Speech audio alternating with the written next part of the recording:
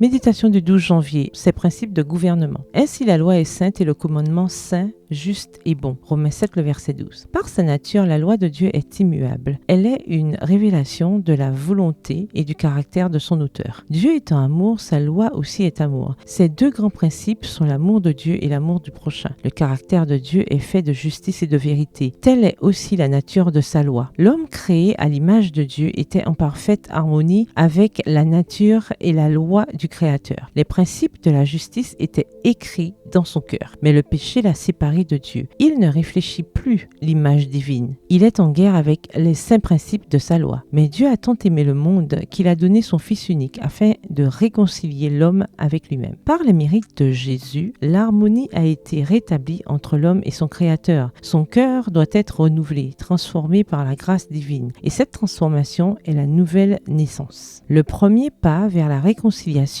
avec Dieu, c'est la conviction du péché. C'est par la loi que vient la connaissance du péché. Romains 3, le verset 20. Pour voir sa culpabilité, il faut que le pécheur se compare avec la grande règle de la justice divine. C'est un miroir fidèle qui donne l'image d'un caractère parfait et qui rend le pécheur capable de discerner ses défauts. Mais si la loi nous révèle nos péchés, elle ne nous en donne pas le remède. Si elle promet la vie à celui qui obéit, elle prononce la peine de mort contre les transgresseurs. Seul l'évangile du Christ peut purifier des souillures du péché. Par la conversion à Dieu, dont il a transgressé la loi, et par la foi au sacrifice expiatoire de Jésus-Christ, l'homme obtient la rémission des péchés passés. Par la nouvelle naissance, le pécheur est mis en harmonie avec Dieu et avec sa loi. Dès que ce changement s'est produit, l'homme est passé de la mort à la vie, du péché à la sainteté, de la transgression et de la révolte à l'obéissance et à la fidélité. Les disciples de Jésus-Christ doivent donc devenir semblables à lui, c'est-à-dire formés par la grâce de Dieu, des caractères conformes aux principes de sa sainte loi. Telle est la sanctification selon les Écritures. Extrait tiré du livre La tragédie des siècles au chapitre 27, aux pages 410 à 412. Bonne journée, que l'Éternel vous bénisse.